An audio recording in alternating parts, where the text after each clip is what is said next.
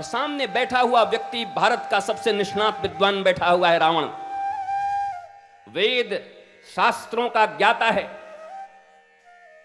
बस गड़बड़ी उसमें एक ही है, वो जीवंत गुरु को नहीं मानता, वो लिविंग आइडियल को नहीं मानता। वो कहता हम इतना पढ़ गए हैं, तुमको मानेंगे? हमारी पढ़ाई के आगे बड़े बड़े पानी भरते हैं। और चाल ढाल तो ऐसे हैं साहब कि ब्रह्मा वेद पढ़ाने आते हैं। घर पे आकर ट्यूशन पढ़ाने की पहली संस्कृति रावण ने ही डाली थी, वरना कोई गुरु कभी किसी के घर पे जाके नहीं पढ़ाता था। ये रावणीय संस्कृति है, ये हमारे देश की संस्कृति नहीं हो सकती, ये सनातन संस्कृति नहीं हो सकती। हमारे देश की संस्कृति क्या है?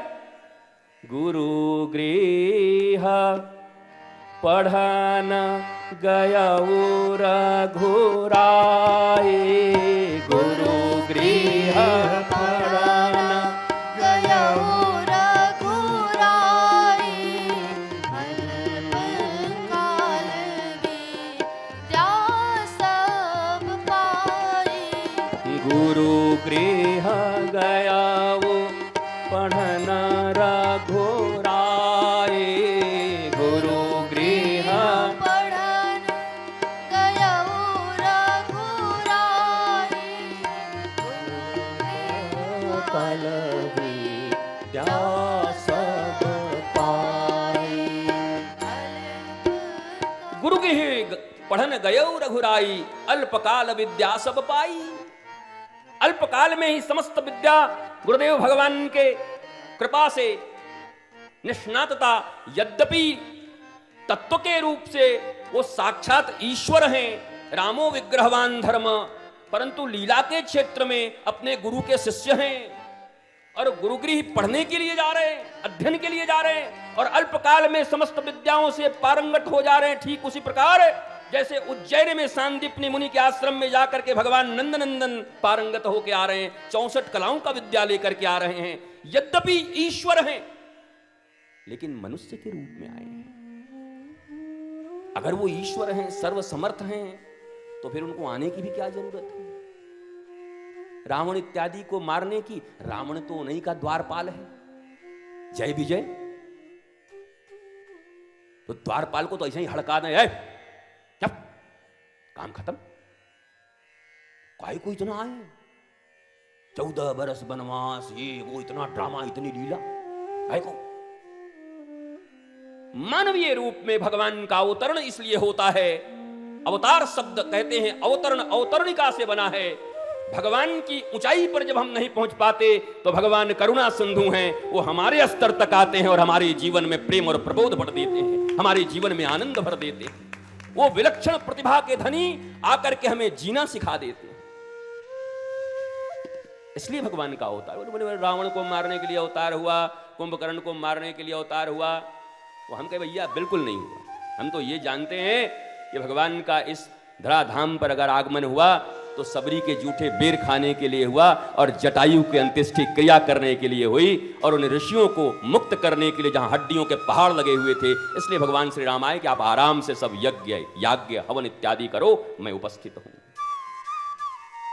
तो हमारी तो स्थिति ऐसी है, माइथोलॉजी माइथोलॉजी माइथोलॉजी। 2 कौड़ी के अंग्रेजी पढ़ने वाले लोग, 7 देशों में भाषा बोली जाती है और इसको ये ग्लोबल लैंग्वेज कहते हैं।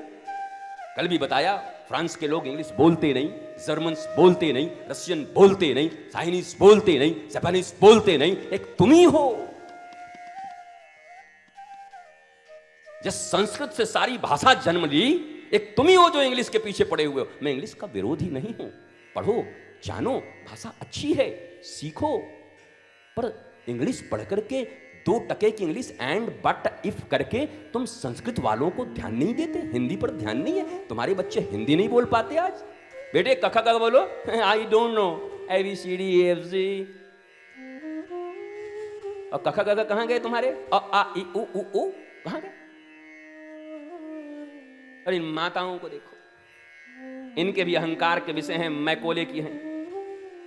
ये अहंकार करती है, मेरे 2 साल का बच्चा A for apple, B for bat, C for cat.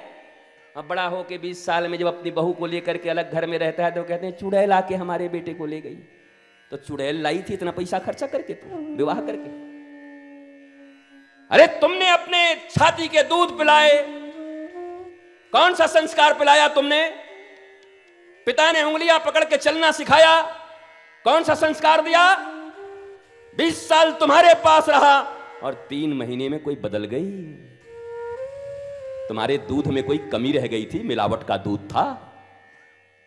क्यों नहीं संस्कार दे पा? तुम्हारे पास 20 साल थे, जब वो अबोध था तो तुम्हारे पास, तब तुमने क्या प्रेफर किया था? A for apple, B for bat, don't टूम। कभी तुमने कोई संस्कृत के श्लोक पढ़ाने की चेष्टा करी? कभी कोई संत गुरु महात्मा आए द्वार पर तो कहे कि बेटा ये कॉन्वेंट के स्कूलों में पैसा कमाने की विद्या तुम जरूर सीख जाओगे, पेट पालने की विद्या जरूर सीख जाओगे, पर जीवन की विद्या अगर सीखनी होगी तो किसी भारतीय ऋषि और गुरुकुल में जाकर के तुम्हें सीखना होगा, उस परंपरा में सीखना होगा। कभी आपने बताया उसको? नहीं बताया। 47 में जितने गुरुकुल थे उसके 1% भी नहीं बचे हैं। अब गुरुकुल पर बोलना कम खतरनाक नहीं है, जो गुरुकुल बोला वो निपटा भारत में।